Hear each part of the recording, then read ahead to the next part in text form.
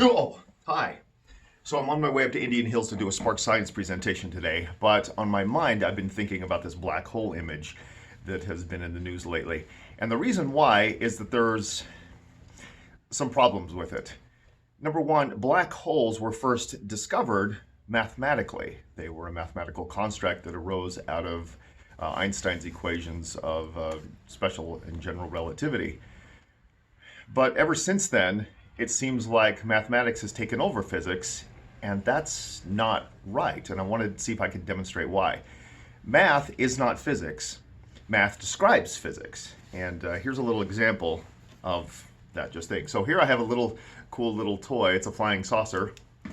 And mathematically, we can say that I have one of these little toys in my hand. We can write that out as an equation. But not only can we see it as an equation, we can actually see it in real life. We can write the word one on a paper or a blackboard, but we can also demonstrate one object in my hand. Well, okay. Hi. Well, maybe this isn't going to work. Come here. Okay, let's try it with this. I have one apple in my hand, and like I said, we can demonstrate that mathematically. Now, we can also mathematically demonstrate 0 apples in my hand.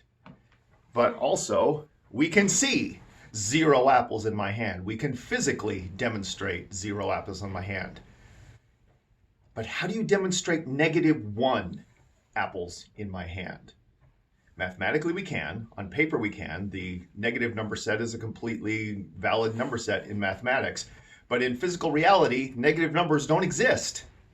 So, with black holes, we have a description of them as being infinite gravitation in a set.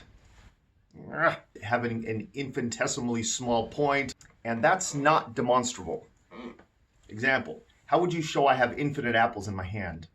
And mathematically we can, and then we get into that weird mathematical concept where we have some infinities are bigger than other infinities, which is a fun little mathematical aberration, but has nothing to do with actual reality. Because if I were to demonstrate an infinite amount of apples in my hand, I would have had to have shown all the apples in my hand that were there before I existed, before I was born, and after I died, which of course is an absurdity as well.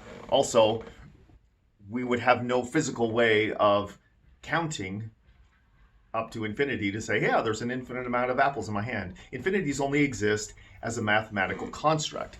And so when they're used to describe an actual physical concept like a black hole, we realize that mathematics and physics are at loggerheads and they are destroyed. But for some reason, everyone in the media is just happy to say, yes, black holes are real things, even though the description of black holes are mathematical aberrations and constructs. So there's just something for you to think about.